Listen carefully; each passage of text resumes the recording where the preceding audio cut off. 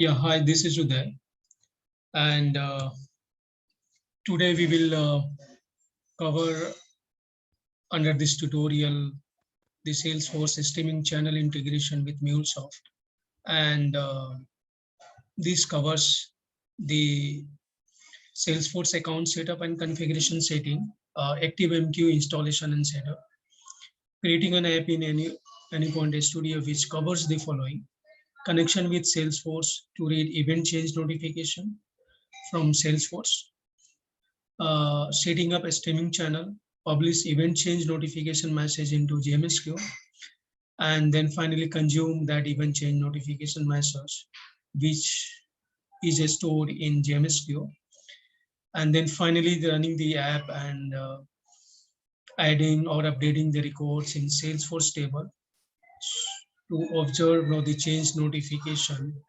being notified in AnyPoint Studio. So let's begin with first Salesforce account setup and configuration setting. For new developers who does not have account on Salesforce, they can just visit developers.salesforce.com and they can sign up, right? And then provide their details to create and set up the account on Salesforce. I have already done it, so I'm going to escape it. The next step during the account setup is go to your profile setting, right, and then go to this reset my security connection. So for the first time, you need to click on reset security token, and while doing so, you will be getting a token on your email ID that you used to set up the Salesforce developer account. Right? I have already done it. I have already know the security account, which will help me to know the establish the connection with the Salesforce with the MuleSoft AnyPoint Studio. Right?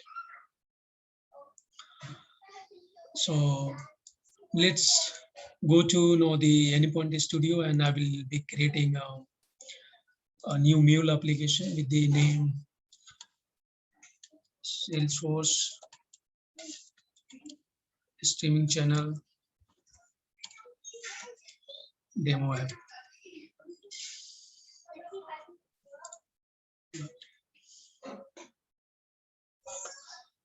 Before this, I need to download Salesforce. I have already downloaded it, so I have this Salesforce connector in my studio. But if you don't have, you can simply go to the Exchange and search for Salesforce connector.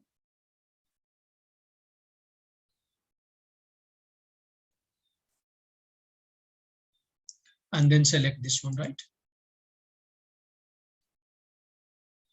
And click on finish. I have already the installed Salesforce connector, so I'm just going to escape it for now. And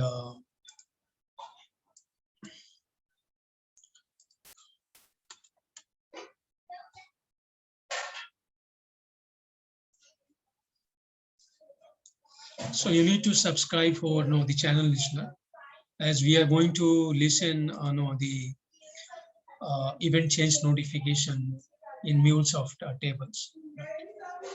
Before that, we need to set up the connection.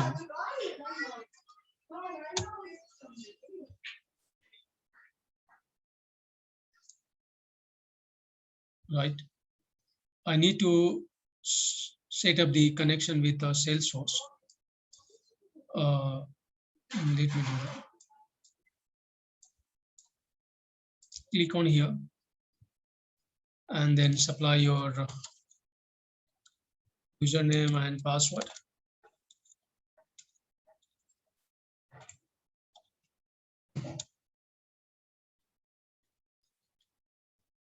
And you also need the security token.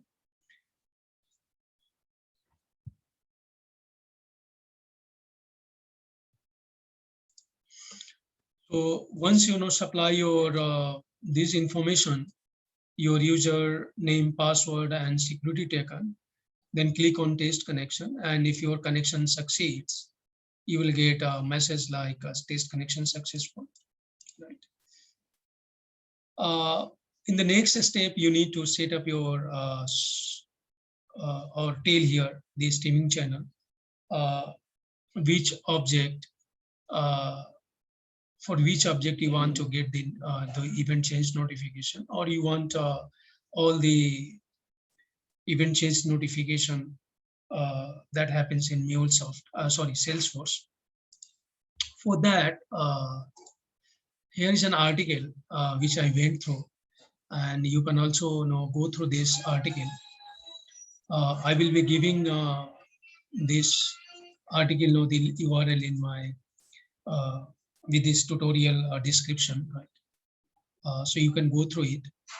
By default, no, it captures everything for all the objects, and but we are going to see only one object in case.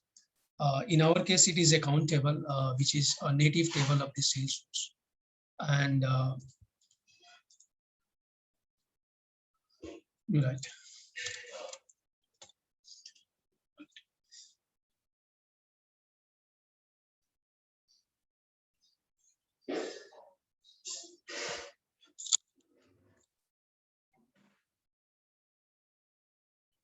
Okay, so we will see this one.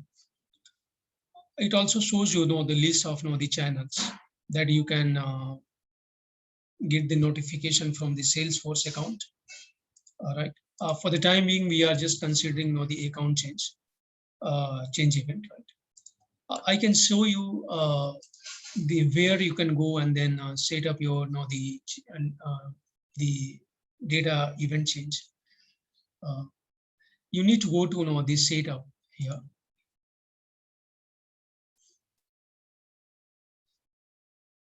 And then search for capture, right? Change data capture. So this interface gives you an option to select the data event changes for the objects, and you need to select for which object you want the notification, event change notification, right? I have selected the account and employee. It is a custom object. You can select as many as you want, but for this tutorial, we are just going to see the changes and addition of the records in account table, and then we will process it through the GMS view. All right, and then you need to click on save button, and that's it, right? So yeah, so this is what I have done. Then I need a logger so that I can log now the notification, event change notification received.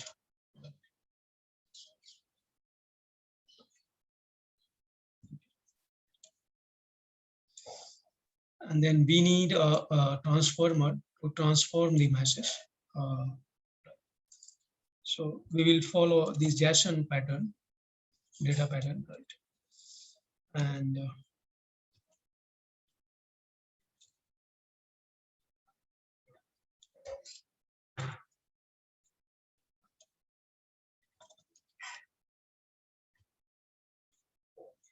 okay, just giving a glimpse of the how the any point application will receive the event change notification from Salesforce. So I have taken two examples, one for adding a record in Salesforce table, and the another is for updating a record in Salesforce table. So this is the payload which I or the any point will receive, which has this column name, right? Rating, name, account number, billing address. then shipping address, phone number, and it depends on the how much column you fill in that table, and then save it. All those information will be captured in the event change notification message, which you will receive. Right, right. And these are now the metadata pertaining to that event change. So there are many use cases. The base you can use for your own business requirement, right? To play and then manipulate on your on this message. The another is the data event change notification is for the update. I have only updated the site column, so it has only this site column equal to ANSC, and this last modified date, nothing else, right? So these are the two different event change notification messages which I received from Salesforce for new record and updating existing record. Right. So I put payload data and payload, so it will convert into JSON. And finally, we will be setting up now the GMS. For setting up the, I have already installed now the GMS. Right?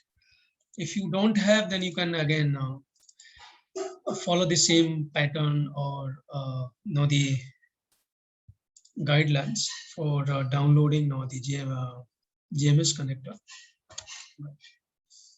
as we did for the Salesforce earlier. So you can then download this GMS connector. I have already downloaded it, so I'm going to skip it for now. Okay. Before that, we will download the GMS service, because you need the GMS service and GMS jar files to perform the ActiveMQ GMS operations.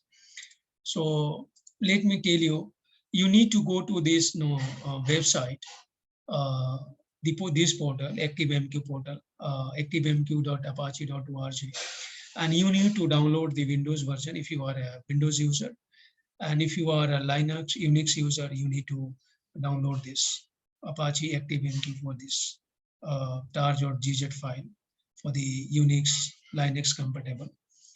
So I have downloaded this one and extracted this file here.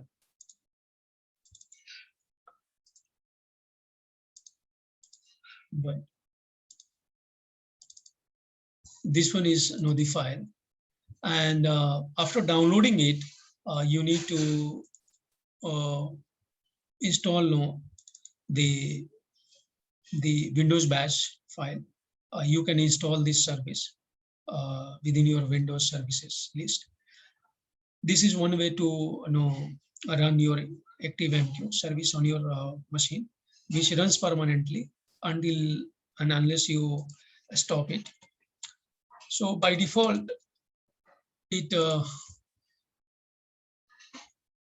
installs with the stop in a stop mode. You need to go and then start it. I've already started it. So okay. And when you need to stop it, you just simply go and stop it when you don't need it. Right. So I have already done it, and the service is running on my machine. Okay. And there is one more thing. This is the EY, right? The active MQ. Once you install the service, you will get it on localhost :8161. You need to know the pass. It will ask you for the user ID and password. You will simply know the pass it admin as a user and admin as a password. Right? So let's go to the mule. Right.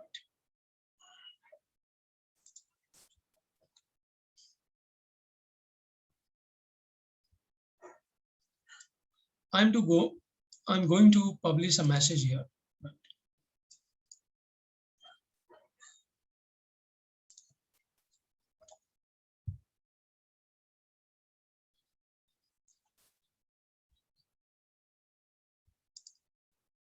And before that, you need to do some configuration setting for the GMS component.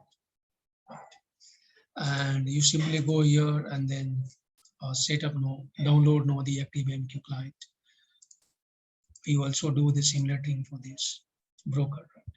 It is optional, it is not required. You don't need to set up the username and password here. For the local machine, it takes automatically.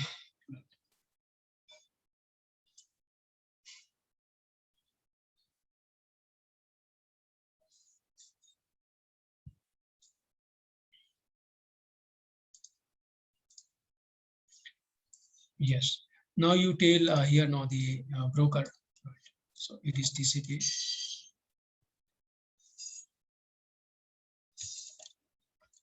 Localhost 6161 and 6. And finally, you just test it.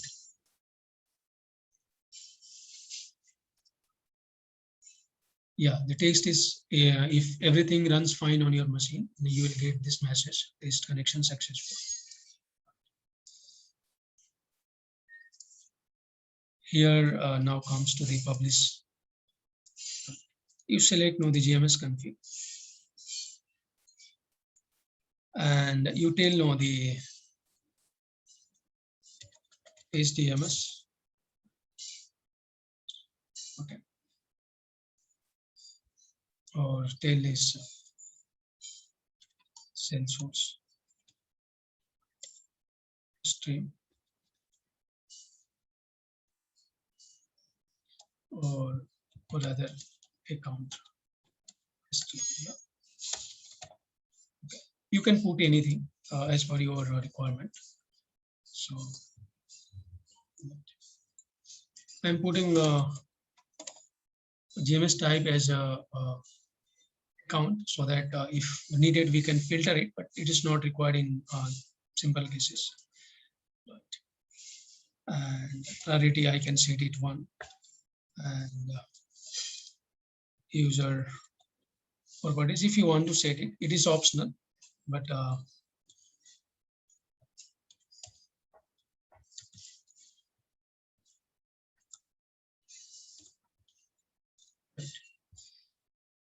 you can pass the user properties if you think. In our case, we are passing this system and view. It is again optional, right? This one is set up. Right. Now let me create a consumer for this GMS. So a new message, which will just read the message which is published in the first flow. And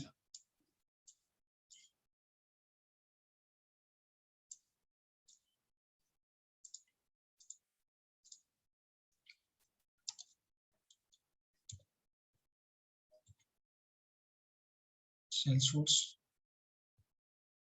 Let me configure account as user.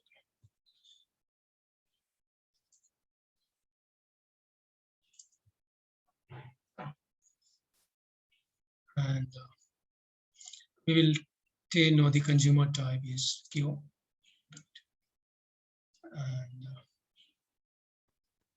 And GMS type really doesn't matter. Right? Yeah, here it is doesn't matter. And then we will pull here the log.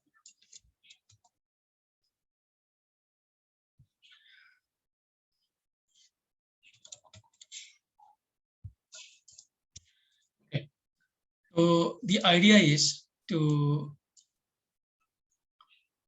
read the message from the Salesforce, from the event change notification for account table, and then publish into the queue. So we are following the pattern, reliability pattern, so that once we read the message, and we should not miss that for some of our the internal processing, that message, and we can store that message, and then we can process it later as per our business requirement. You can during the processing, you can call another API, or you can manipulate that record and then push into database. But we are using here the logger to see the message we are receiving and consuming, right, from the Salesforce as a part of Steam channel data change notification. Right? So let's run this application now. Right.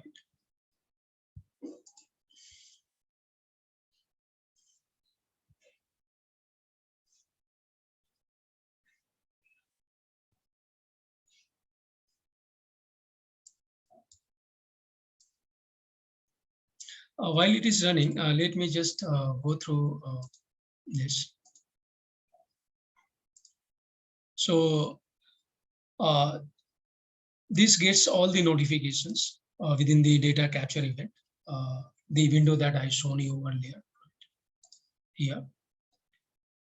And this is for the specific table, right?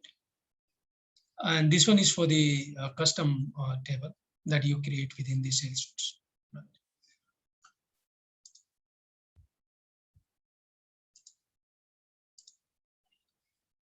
While it is running, let me pause this for a while. Right? So you need to make some change here. You need to make some change here. Right.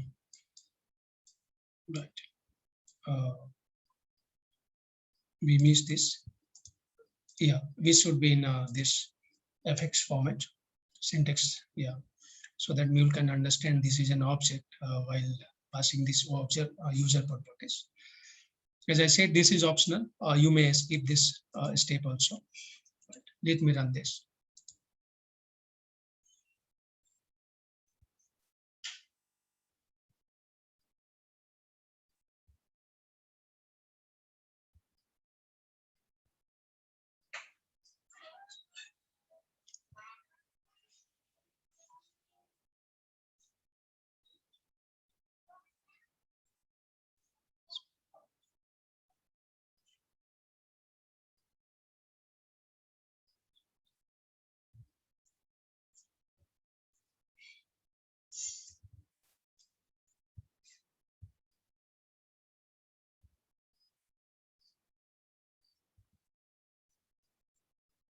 No, while running it, let me pause this video. And once it is up, I will continue with. So application is successfully deployed. Let me go to the Salesforce, the table object. So how do you get it? Go to the Salesforce, right, on home page. And then under this all window icon, object icons, search for accounts, right? You will see the accounts here. Go here. Let me create one record. Okay.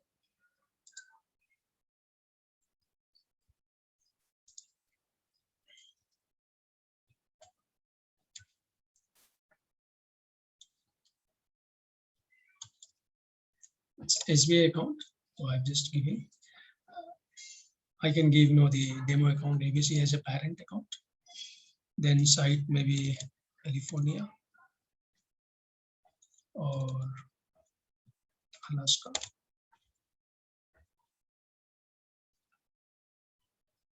And then type industry as right, insurance, something like that. Phone number you can put. Right. You can put some phone number of 83879810, something like this. Then rating you can put hot, and then ABC.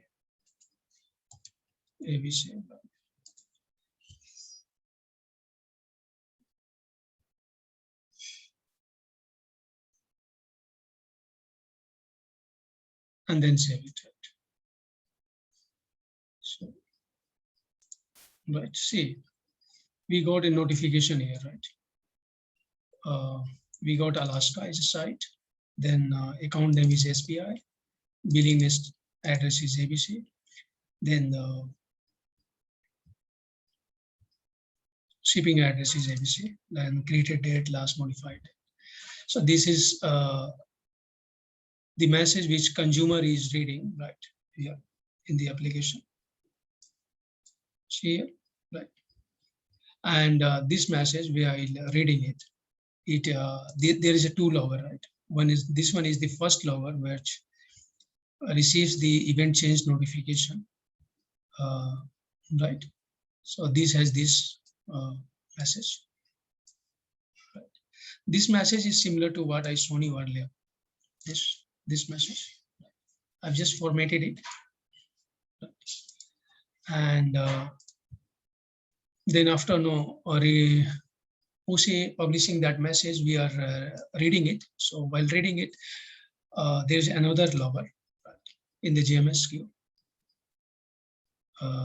flow, and this is message. Right? So it only says Alaska and rating, name, billing address, whatever the fields we enter during the record creation.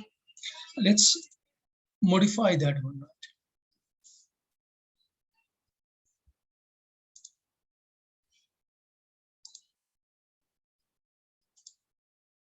Right.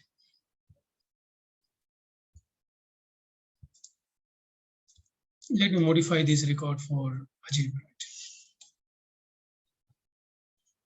right? Germany. And let me modify this phone number also.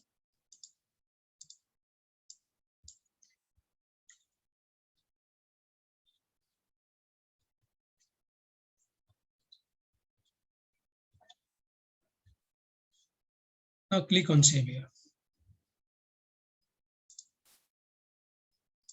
Let's see. So hey, we got another record here. Right. If you see, this is Germany, and I modified only the site and phone information. So we have these two fields and the last modified date and time. And this is for the notification, change event notification message, similar to this one. Right? So in this example, I have modified site. So it is site, and we modified in this example, the site and a phone number. So we have these two information right, along with the date modified. So this is how we can read the change event notification in Salesforce table, be it custom table or the native of the Salesforce. And we can use the subscribe channel listener in to read for the streaming information. Right. So that's all for now, friends. If you have any comments, please leave in the comment. And if you like it, please like the video, subscribe it, and I will post another the video for your learning. So that's all from my side. Thank you. Take care. Bye. Bye.